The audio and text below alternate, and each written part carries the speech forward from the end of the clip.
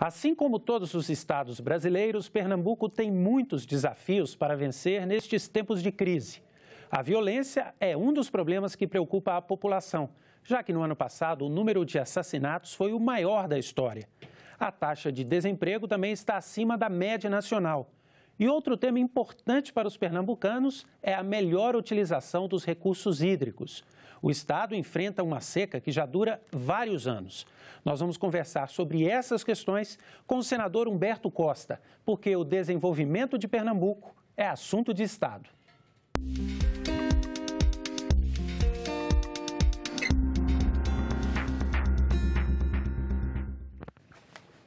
Eu sou Ronaldo Martins e tenho a companhia do jornalista Jefferson Dalmoro, da Rádio Senado, que participa do programa. Senador Humberto Costa, muito obrigado por participar do programa Assunto Estado. É um prazer estar aqui. Senador, nós vamos começar falando do tema da violência e temos aqui alguns dados para mostrar na nossa tela sobre a criminalidade hoje em Pernambuco, né? No último ano de 2017, o número de homicídios em Pernambuco cresceu 21,2%, mais de 5 mil mortes. Quando nós vemos esses dados na relação por 100 mil habitantes, né, foram 57,9 mortes por cada grupo de 100 mil habitantes.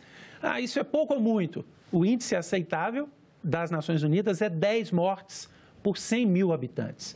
Nós sabemos que essa questão da violência, esses índices de crimes, de homicídios e de muitos outros, são uma realidade nacional hoje, não é apenas de Pernambuco.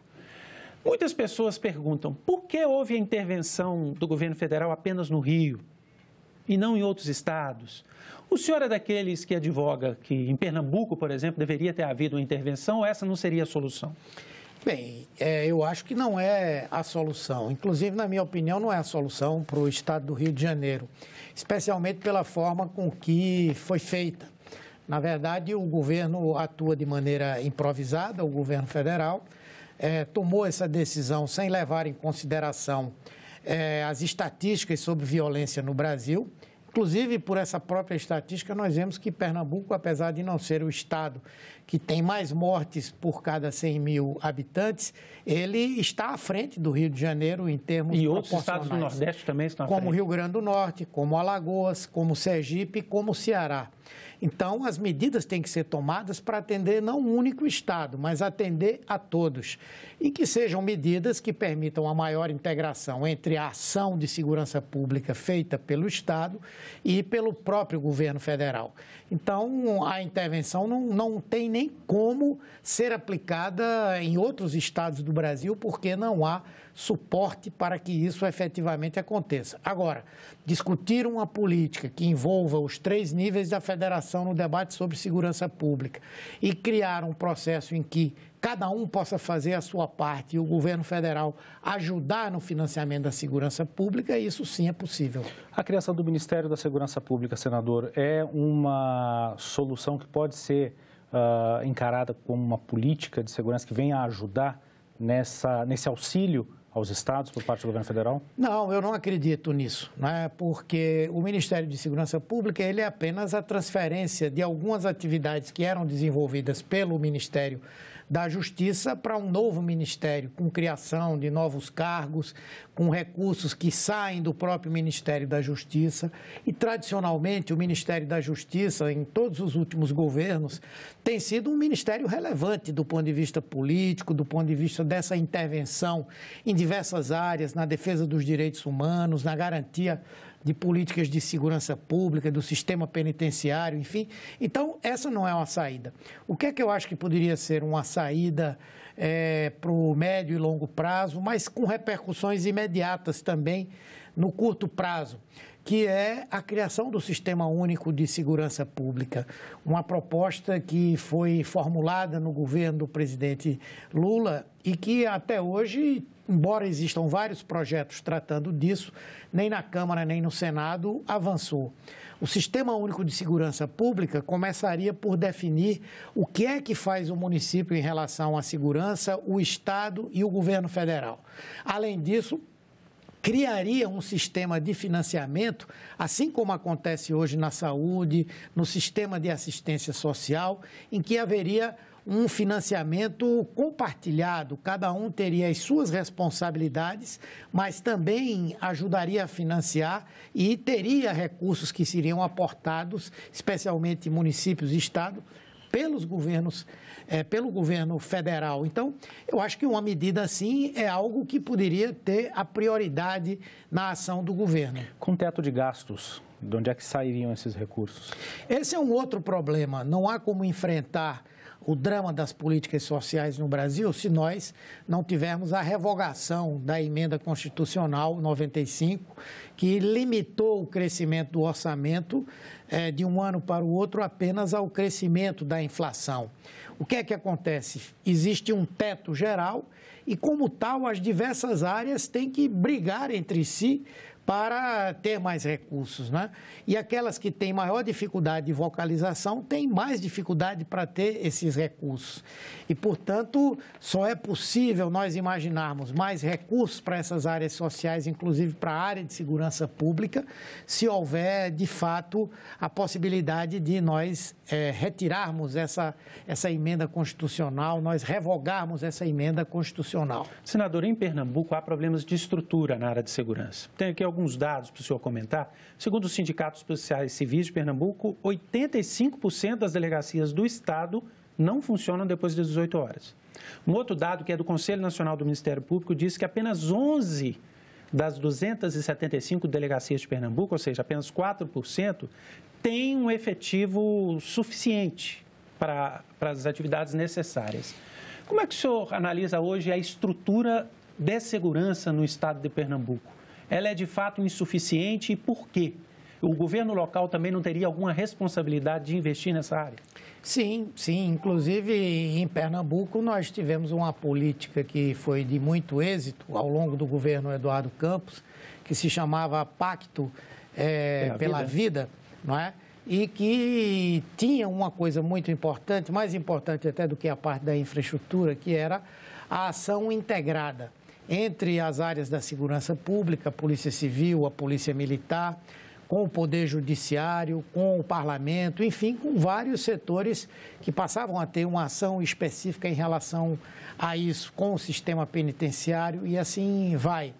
Esse Pacto pela Vida, ele terminou perdendo a sua funcionalidade, esse governo se perdeu realmente nessa questão e agora está fazendo um esforço para enfrentar esses problemas. Mas, se não houver essa visão de que é preciso integrar diversos segmentos para uma política mais geral de segurança pública, também os municípios, junto com o governo estadual, nós não vamos ter resultados. Hoje, inclusive, há um investimento alto sendo feito nessa área, não é? Tem havido contratação de policiais, tem havido aquisição de equipamentos, automóveis, motos, etc., etc., contratação de delegados e de escrivães para essas delegacias, mas se não for discutido o espírito da proposta em relação à segurança pública, que deve ser permeado por essa integração, talvez os esforços não sejam positivos. Quer dizer, há um desejo, há uma ação, mas eu acredito que talvez não tenha havido ainda uma percepção de que é fundamental mudar os métodos e a forma de atuar. Falta desenvolvimento de inteligência na segurança pública do Brasil hoje? Olha, eu acredito que sim, né? Especialmente no que diz respeito às estruturas estaduais. Embora o governo federal, que tem a responsabilidade de atuar naquelas situações dos chamados crimes federais, né, disponha da Polícia Federal, que hoje é uma instituição que foi fortemente equipada nos governos de Lula e de Dilma, que tem um serviço de inteligência muito avançado, né? Agora, o que acontece é que falta exatamente essa integração. Às vezes está a Polícia Federal atuando no combate às gangues, por exemplo, de assalto de bancos, que são muito fortes hoje no Nordeste. A Polícia Civil está atuando também na investigação e falta essa boa articulação que permita que o esforço de um se some ao do outro. E na área de inteligência, sem dúvida, a Polícia Federal pode fazer muito para que os estados possam desenvolver com efetividade a sua ação. Senador, a questão da segurança ela deve ser pensada em associação com a questão social. né? É impossível ter um Estado pacificado se não houver desenvolvimento social. Entretanto, em Pernambuco, os números de emprego não são animadores. Em 2017, o Estado teve uma taxa que foi a segunda maior do país, 17,6% de desempregados, mais de 700 mil pessoas, acima, inclusive, da taxa nacional, que é alta, né? A taxa nacional fechou 2017 com 12,7%. O Estado de Pernambuco, nos últimos anos, teve muitos investimentos federais, no polo petroquímico ali, inclusive. Por que esse índice de desemprego tão alto e o que poderia ser feito para resolver esse problema? Por duas razões. Primeiro, pela própria crise, que naturalmente leva a que investimentos sejam reduzidos por parte do empresariado, novos projetos sejam replanejados em termos de quando vão passar a vigorar. E a segunda razão, porque o governo que assumiu a partir de 2016, com o golpe desferido contra a presidenta Dilma, deixou de priorizar a região Nordeste, particularmente o nosso estado, como espaços ou sítios ou áreas de investimento.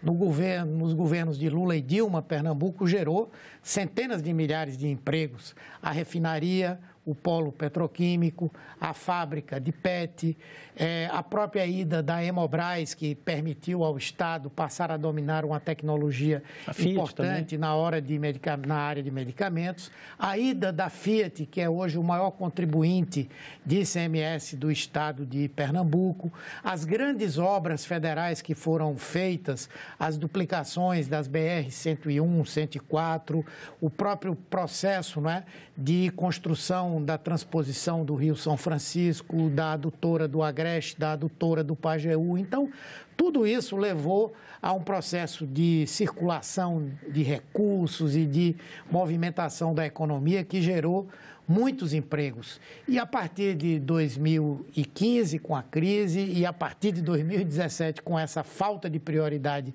do governo federal para Pernambuco e o Nordeste, nós vimos essa situação efetivamente se agravar. Por exemplo, no polo de Suape, no porto de Suape, nós temos hoje 2 estaleiros que reduziram em mais de 70% o número de trabalhadores que lá estão ou estavam. Por quê? Porque a Petrobras mudou a sua política de contratação de navios. Todos os pedidos que esses estaleiros tinham eram, em grande parte, provenientes da própria Petrobras. Então, novos pedidos foram cancelados, pedidos que foram feitos anteriormente foram cancelados e, naturalmente, isso levou a um agravamento da situação. A própria refinaria teve as suas obras paradas, o polo petroquímico teve as obras paradas e agora foi vendido por 10% do gasto que a Petrobras já teve nesse polo petroquímico. Então, todas essas coisas, elas têm se somado para que Pernambuco tenha uma realidade como essa hoje, não é? E com a crise dos estados também, o governo do estado, como outros estados, tem se limitado praticamente a um investimento mínimo e a tentar garantir com que a folha de pagamento seja cumprida mensalmente, não é? Então, esse é o cenário que nós estamos vivendo agora. E quais são as alternativas para esse cenário, senador? Como reativar a economia do estado? Eu acho que, em primeiro lugar, nós temos que ter do governo federal uma visão diferente sobre o Nordeste e sobre Pernambuco. Todos esses projetos, eles precisam ser retomados. A Petrobras precisa mudar a política que está assumindo agora no que diz respeito ao transporte de petróleo, inclusive porque a produção de petróleo por intermédio do pré-sal está crescendo e vai crescer ainda mais. E se nós tivermos os navios pertencentes à Petrobras fazendo o transporte, as sondas fazendo a prospecção, com certeza esses estaleiros, e não só os de Pernambuco, mas do Rio Grande do Norte, do Rio Grande do Sul, eles estarão atuando e gerando empregos. As obras públicas também, nós tivemos uma paralisação durante vários meses, né, durante o governo Temer, do eixo norte da transposição do Rio São Francisco. E só no ano passado, depois de muita pressão, foi obtida a continuidade dessa obra. Agora, recentemente, a adutora do Agreste também ficou vários meses sem transferência de recursos. E tudo isso representa empregos que vão se perdendo, porque o ritmo da obra vai diminuindo, as empresas vão demitindo. Então, acho que retomar essa prioridade ao desenvolvimento regional é algo muito importante. Claro que o próprio Estado tem que ser um indutor desse processo, né? Investindo em obras públicas, procurando atrair investimentos, ainda que num clima de dificuldade como esse que estamos vivendo agora. O senhor fala da paralisação ou da diminuição do ritmo da transposição, né, no eixo norte, na adutora, num momento em que Pernambuco e os estados do Nordeste enfrentam uma seca que se prolonga por mais de 5 anos. Hoje seria fundamental o andamento dessas obras da transposição para que o Estado conviva melhor com esse período de seca? Sim, com toda certeza. Mas é importante também lembrar que nós entramos aí no 6º ano da seca e, embora tenha havido muita chuva nesses meses iniciais e no final do ano passado, ainda está cedo para se decretar o fim dessa seca, não é? Mas, sem dúvida, é relevante comparar o que era a seca nos tempos anteriores ao governo de Lula e de Dilma e o que foi nesses governos e agora. Porque, na verdade, os programas sociais, as ações emergenciais e as obras estruturadoras permitiram que a seca acontecesse sem que houvesse um único saque em toda a área onde há a seca, sem que houvesse uma única morte de nordestino, sem que se estabelecesse qualquer tipo de corrente migratória para outras regiões do Brasil e também sem que houvesse uma dizimação, né, das atividades econômicas que geralmente existem no semiárido. Porém, essa solução definitiva só virá se essas obras, essas ações, elas sejam levadas até a sua conclusão. O caso da transposição, que é importante não somente para aquelas cidades que são atingidas diretamente pelo canal, mas para cada estado. Por exemplo, Pernambuco depende para que a adutora do Agreste seja efetiva em atender a área mais crítica do estado, que é o Agreste, em termos de acesso à água. Mas, por exemplo, no Ceará, o Cinturão das Águas exige também que a transposição avance, seja concluída para que esses ramais possam atender as outras áreas. No Rio Grande do Norte também. Então, isso é fundamental para, no médio prazo, e eu diria até curto prazo, porque a transposição pode ser concluída aí no início de 2019 ou agora no final de 2018, basta que o governo realmente estabeleça prioridade, não faça qualquer tipo de contingenciamento desses recursos. E nós estamos defendendo, no caso de Pernambuco, participando da comissão do Senado que fiscaliza as obras da transposição do Rio São Francisco, também das obras da adutora do Agreste. Temos acompanhado, junto ao Ministério da Integração, os recursos sendo liberados para essas ações. Existe alguma sinalização do governo federal em relação a não haver contingenciamento de recursos ou de liberação de recursos? Veja, a própria bancada de Pernambuco, junto com outras bancadas, procurou, inclusive, destinar recursos do orçamento pelas emendas coletivas para que essa obra não parasse. Embora o governo tivesse dito no ano passado que os recursos estavam garantidos, que não haveria nenhuma paralisação, nenhum contingenciamento, terminou acontecendo. Então, essa vigilância, não é, sobre a ação do governo Temer tem que ser feita permanentemente. Os prefeitos de Pernambuco têm contado com a nossa participação no sentido de cobrar que esses recursos venham. Então, todos nós em Pernambuco estamos envolvidos em que essa situação seja efetivamente superada. Senador, vamos passar para um último tema do nosso programa, que é a questão da saúde em Pernambuco. Recentemente, o Estado viveu epidemias muito graves de doenças relacionadas ao mosquito Aedes aegypti, né? Zika, chikungunya, dengue. Ficou muito debatido no país a questão das crianças que nasceram com problemas em função da Zika.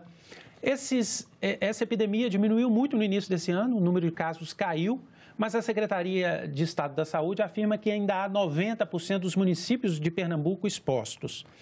Por que chegou-se a essa situação de epidemias tão graves em relação a doenças que já deveriam ter sido eliminadas em todo o país? E o que pode ser feito para que essa diminuição de agora seja sustentável? Bem, é um somatório de fatores. Primeiro, essas doenças têm ciclos, né? Às vezes a gente tem uma redução bastante sustentada durante alguns anos ou durante alguns meses e mais à frente é possível que voltem, especialmente a dengue, que tem 4 tipos diferentes, né, de vírus atuando e o fato de alguém adquirir a doença não o torna imune a outros vírus que provocam a própria dengue. Então, isso cria ciclos que são mais ou menos naturais. Mas a grande causa, sem dúvida, é a falta de um trabalho permanente de prevenção que não se limite a essas situações mais críticas, né? O combate ao mosquito, né? O combate à doença no sentido de esclarecimento da população de como precisa agir, também a capacidade de atender naqueles casos em que essas doenças se manifestam, não é? Ter uma estrutura adequada do ponto de vista hospitalar e da atenção básica.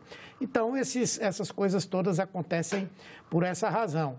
E, ao que me consta, nós tivemos, inclusive, recursos contingenciados, né? Tanto no governo estadual quanto no governo federal, para esse combate à dengue e a todas as doenças transmitidas pelo Aedes aegypti, e que isso não pode acontecer.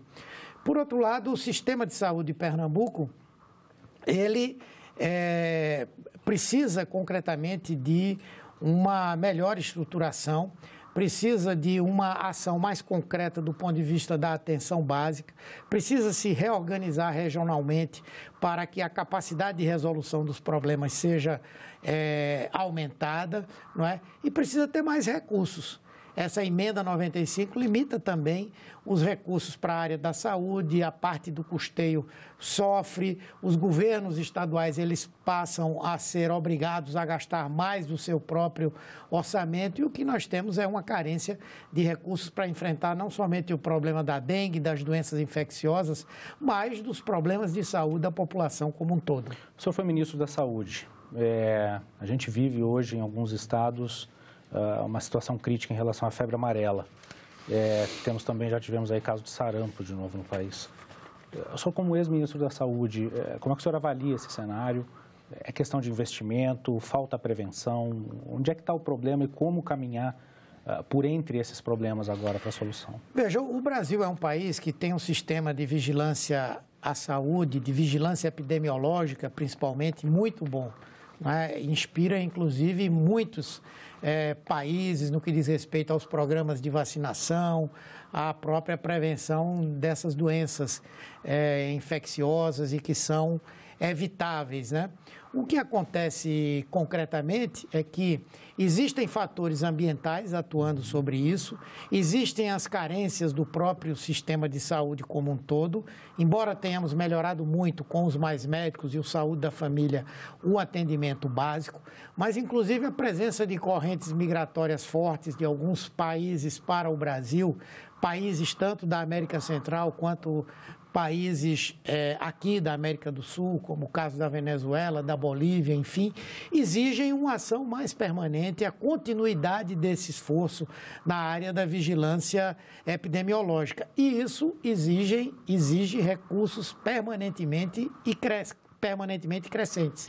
Então, eu acredito que isso é o que principalmente pode nos ajudar a evitar que situações como essas aconteçam. E temos essa consciência de que existem muitos fatores ambientais que estão mudando o habitat do mosquito e daqueles animais que são seus transmissores ou que a quem ele transmite, que podem transmitir para outras pessoas. Caso contrário, nós vamos ter muitas outras doenças que já estavam sob controle ressurgindo. Senador, muito obrigado pela participação aqui no nosso programa, falando de Pernambuco. Eu que agradeço essa oportunidade. Bom, e você pode assistir essa entrevista também lá no nosso site, ela já está disponível, é o senado.leg.br/TV. Você pode entrar em contato com a TV Senado para fazer críticas, sugestões, fazer comentários sobre o nosso trabalho, ligando de graça para o 0800 61 2211. Muito obrigado pela companhia, até a próxima. Vamos esperar só aqui.